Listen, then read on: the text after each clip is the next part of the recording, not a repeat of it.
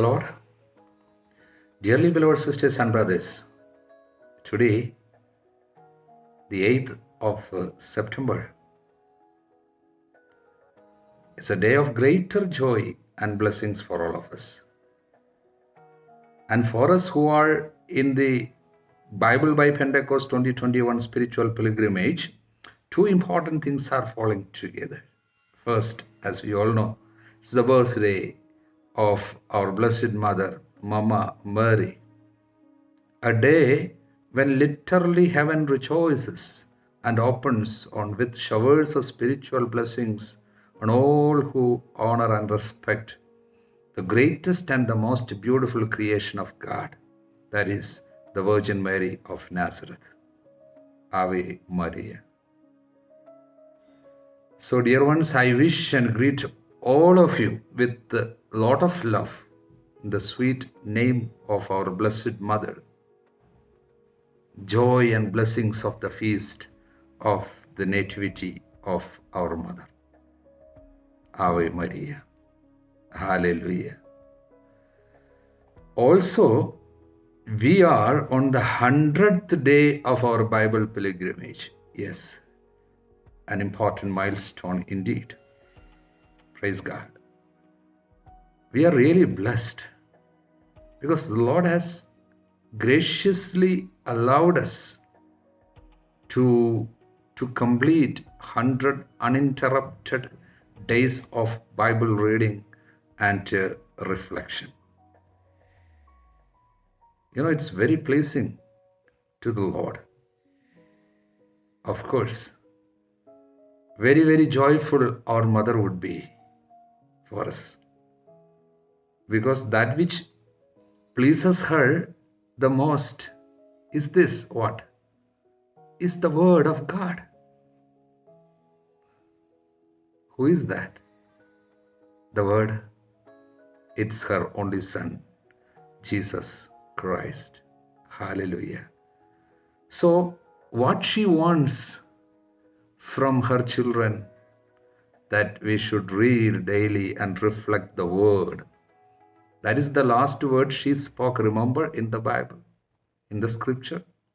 Do whatever He tells you. After that she comes, but she doesn't speak, because whatever she wanted to speak, she has spoken already. Do whatever He tells you, meaning listen to His word and obey. Hallelujah. So, dear ones, let us offer her as a birthday gift our last 100 days of Bible pilgrimage that we have made together. So we offer it in honor of her as a gift on her birthday. Ave Maria.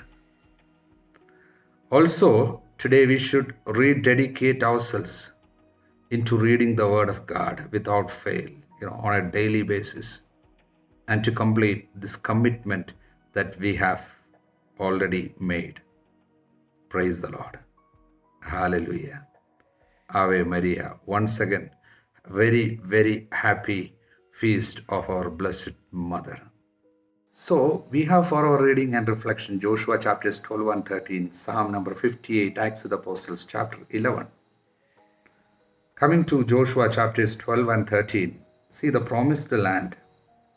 It's given to the people as a free gift from God, but it comes with responsibilities. Responsibility towards the Lord, responsibility towards the land, responsibility towards the community. Like, you should not defile the land again by, breaking the commandments and living a life of sin. You should not lose the protection of God of Israel by worshipping other gods. You should honor the Lord sufficiently. And thus, if you cooperate, the Lord will do more. Because in chapter 13, verse 1, we read, Now Joshua was old and advanced in years, and the Lord said to him, You are old and advanced in years, and there remains yet very much land to be possessed. See, things are not complete. Now, much land which God wanted to give, the promised land, and still much land is left to be possessed. And this description comes now, which all land are still remaining. At the end, verse 6b, I will myself drive them out from before the people of Israel, but now only allot the land to Israel for an inheritance, as I have commanded you. Now therefore divide this land for an inheritance to the 9 tribes and half the tribe of Manasseh. See, there is a message hidden here. Here we see the dividing comes at a somewhat unexpected time, because even with the resounding military victories of Joshua and lived over the southern and northern coalition armies that we had seen in the last chapters, the kings of Canaan, virtually the entire coastland is still unconquered. It's in the enemy's hand. So the job of conquering Canaan is unfinished, and there is much left to be done. So now here we see the Lord is telling, but you divide and give the land. So there is a principle, a God principle that Joshua is now learning, and that we as believers, we need to constantly keep in mind. You know what is that? That is this, perfect circumstances are never necessary to be obedient or to move forward in God's work. See, I repeat, perfect circumstances are not necessary to move forward. Like some people say, first let us get settled with financially this and that. Then we will think of a family. Then we will think of having children. Then we will think of marriage and so on. First, let me get settled. This may not be the right attitude. Say hallelujah. So that's why perfect circumstances are never necessary to be obedient and to move forward in life. So therefore, it is rare that we will fully complete the task to the level that we ought to be. Yet by no means is this ever an excuse to hesitate or to procrastinate. Like, no. Hallelujah. So we do what we can with what we have when we should. So Canaan was not fully taken, but it was sufficiently under control so as to allow allotment of the land to the tribes. So now, with all these kings conquered, with every one of these principalities and powers of this, over the land defeated, like 31 of them. That's what chapter 12 gives the description. There is much that Israel should remember and thank forever, because the great things God has done for them, they should never forget. That is why the description, chapter 12, someone will think, why all these things are written down. That's really important. The description in chapter 12 are important because they make it clear that these things happened in the real time, in the real space. And they are not fairy tales like it begins with, once upon a time. No. This is history. These things literally happened, and the things are written down, and there are specific places, and these people and the rulers. So things are there. So now you should know that our God is a God of history. Hallelujah. So now, having done this much, Lord promised further. That is what? I will myself drive them out from before the people of Israel. That means the Lord was waiting now. See, I look at this this way. God gives this much. Afterwards, He looks how you make use of it. Are you grateful? Are you responsible? Then He gives more. It's always like that. Spiritual blessings He gives. Then He looks how we are grateful.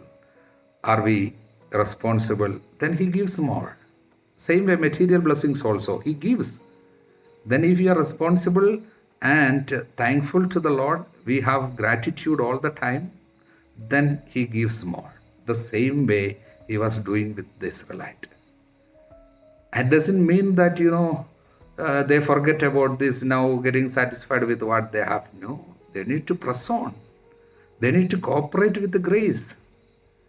Hallelujah. But that part, we find that Israelites later failed. Now, for us, see what the land was to Israel, Jesus is to us. I repeat, what the land was to Israel that time, Jesus is to us now. We are to possess all of Him and to keep pressing on to have all of Jesus, more of Jesus. How much of Jesus do you have? How much of Jesus have you possessed? How much of the Bible do you possess as yours? Do you walk in the blessing of leading others to Jesus? Hallelujah. So, dear ones, it is the responsibility of the people of God.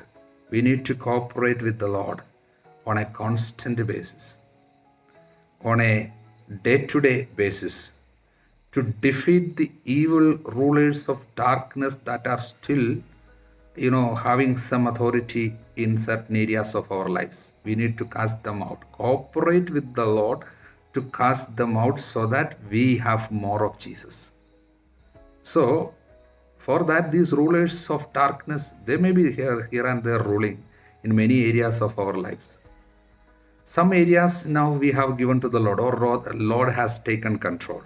But certain areas, certain friendships, maybe some areas of anger, maybe some inordinate attachment to some wealth or something like that, still maybe those areas are still being ruled by the evil spirits of darkness.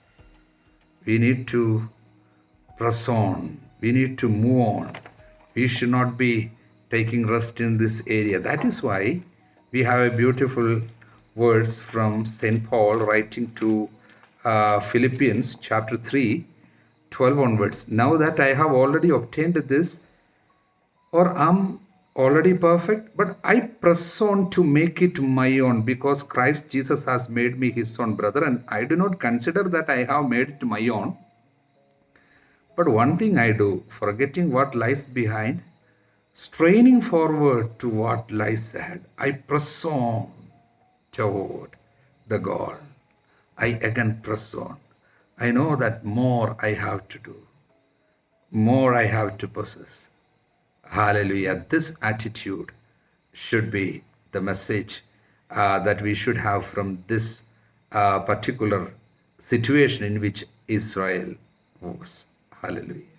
Now, coming to Psalm number 58, the theme is the dethroning of unjust rulers. Hallelujah. See what we had been trying to see in the book of Joshua, the same theme is seen here. It's continued here. Like the unjust, sinful rulers of the nations will be punished, will be destroyed. Judgment and punishment will be upon them by the God of Israel, so that people around the world will come to know that there is a God who is judge on earth. Verse 12. So people will come to know when the punishment for the sinners will take place. People will come to know that God of Israel is the God of the universe. He is the God who judges. See, what we see here is the strong belief of Israel that punishment and judgment of God will be surely on evil people.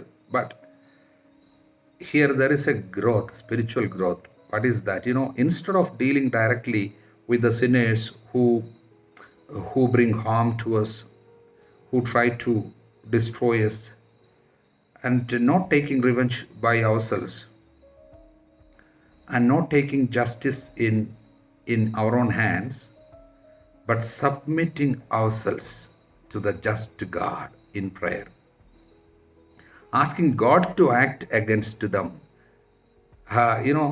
This attitude is actually a spiritual growth, and it is more pleasing to the Lord, and this is what God demanding from the people. That's what David is declaring. Say hallelujah. Now, coming to chapter 11 of Acts of the Apostles, we have Peter repeating the same incidents that happened to him in Joppa, and how he was going to Cornelius' house and what happened there. So the same incidents that happened chapter 10 is being repeated again. It shows the importance of this particular event of welcoming the Gentiles into the church. Then the next pericope, we have the importance of Antiochian church. Because of the persecution, people, the scattered ones, they reached even, to Phoenicia, to Cyprus and Antioch. So there they started preaching. Later, so many Greek-speaking people started believing. So they sent Barnabas to Antioch, and how the church is growing, how Barnabas wanted Paul, Saul of Tarsus. So he went to Tarsus looking for Saul, and he found him and he brought him to Antioch. Most probably it's after his, coming from Arabia. See, almost 3 years he was in Arabia praying. So we will find these things later. It was, now Barnabas and Paul together at Antioch. So that was the beginning of a beautiful relationship. Later we will find how these two people, Barnabas and Paul, doing mighty things for the Lord. So it was in Antioch, for the first time, disciples were called Christians. So that's a beautiful thing. Hallelujah. So then we find that, there was a famine which was already prophesied by a prophet called Agabus. And how the Antiochian church is collecting, money, love offering. They are generously giving. When you receive the word of God, you become very generous. They are giving to the church in Jerusalem, Judea, and Paul and Barnabas taking this. About this, we will find in the letters of Paul later. So once again, wishing you the blessings of the day. I bless you now in the name of Jesus by the authority of priesthood. May Almighty God bless you all. Father, Son, and the Holy Spirit. Amen.